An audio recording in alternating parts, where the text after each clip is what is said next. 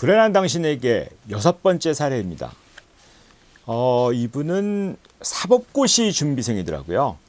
근데 이제 여자분이신데 사법고시 준비를 하고 원래 공부 잘하셨답니다. 그래서 서울에 있던 명문대학도 들어가셔서 이제 그러셨는데 안타깝게도 계속 떨어지셨어요. 5년 차 준비생이었습니다.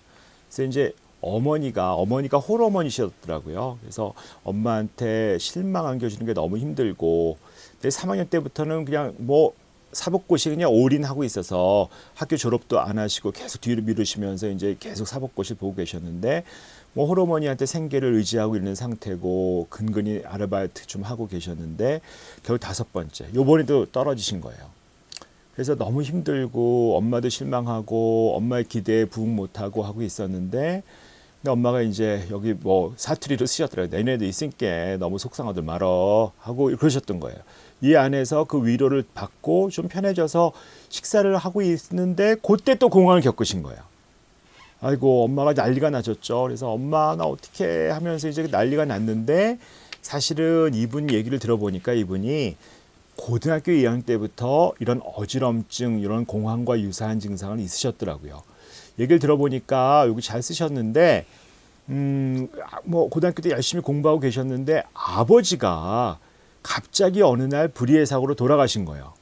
그 돌아가시고 충격을 받고, 그래서 이제 아버지에게 부끄럽지 않은 딸이 되고 싶다, 또 엄마한테 잘해야 된다고 하고 거의 공부에 매진하신 겁니다. 그랬더니 뭐 1년에 한두 번쯤 어지럼증이 확 오고 도저히 공부를 못할 그런 증상들이 확 오셨던 거예요. 그럼에도 불구하고 버티고 그러면서 이제 명문대학을 간 거죠. 그 당시에도 어쨌든 공황장애 비슷하다고 얘기를 들었었는데, 어쨌든 이걸 잘 치료하지 않으신 상태에서 사법고시에 도전하시고, 그래서 결국은 이분은 공황이 잘 올 수 있는 장소, 지금 말씀드렸던 버스, 지하철, 백화점 같은 데는 다 안 가신 거예요.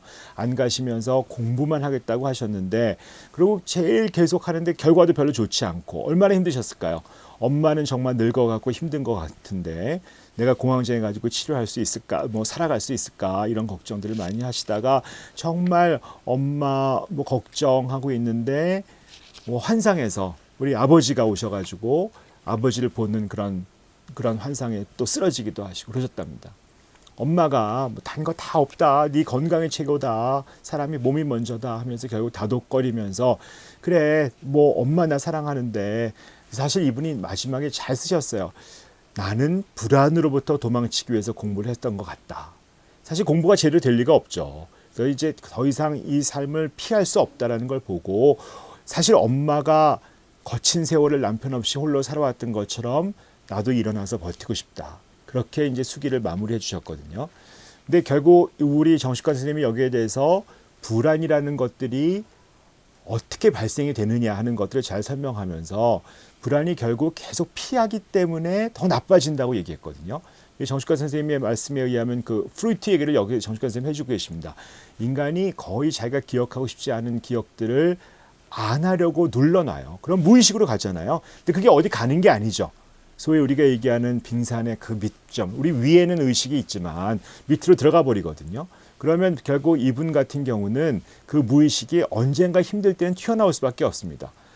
이분은 아버지와의 사별 때문에 생긴 슬픔, 그다음 미래에 대한 두려움, 이런 것들이 너무 크게 자리 잡고 있는 거죠. 근데 그거를 걱정하지 않고 슬퍼하지 않으려고 누르고 내가 엄마를 또 이렇게 세워야 돼, 우리 집안을 이렇게 세워야 돼 하는 그런 책임감까지 더해지다 보니까 그 사법고시에 들어가는데 또 잘 안 되고, 그래서 공황도 겪은 상태에서 뭐 버스나 지하철 같이 사람 많은 것을 계속 피하고 지내셨거든요. 피한다고 그 불안이 없어지는 게 절대로 아니고, 또 공황이라고 하는 것들은 계속 피하다가 그 장소에 다시 가게 되면 또 그 압도되면서 다시 증상이 생기시는 거거든요. 그래서 결국은 치료적으로는 노출바뀐 방법이 없습니다. 노출 치료라고 하는 것들이 불안장애 치료에 굉장히 중요한 방법이거든요.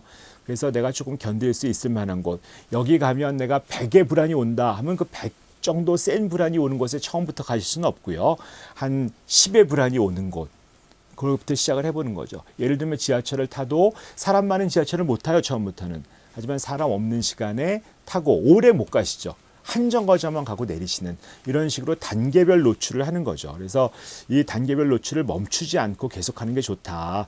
뭐 한 10분 정도만 버스를 타고 견뎌보자. 그리고 이제 내리세요. 뭐 그러다가 다음엔 15분, 20분 이런 식으로 단계별 노출을 하면서 규칙적으로 일주일에 한 번씩이라도 이런 식으로 하면서 내가 처음에 견딜 수 있는 불안이 10이다, 100이다 요 정도 하면 10, 100부터 하는 게 아니고 1, 뭐 4, 50%이 정도에서 시작을 하셔가지고 견딜 수 있는 걸 조금씩 높여간다 그러면 되는 것이고요.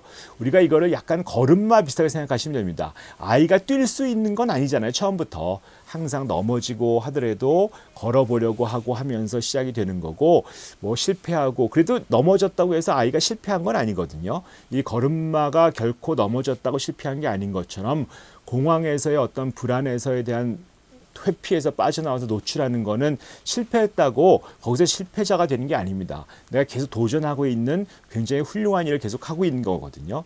어쨌든 불안을 극복하는 가장 좋은 방법은 실제로 경험하는 거고 우리가 도망가고 나면 결국 그 경험이 없어지기 때문에 이 불안, 공황으로부터 도망갈 수가 없다. 어떻게 해서든지 노출하자 하는 것으로 권면하고 있습니다. 이것이 오늘의 이야기였습니다.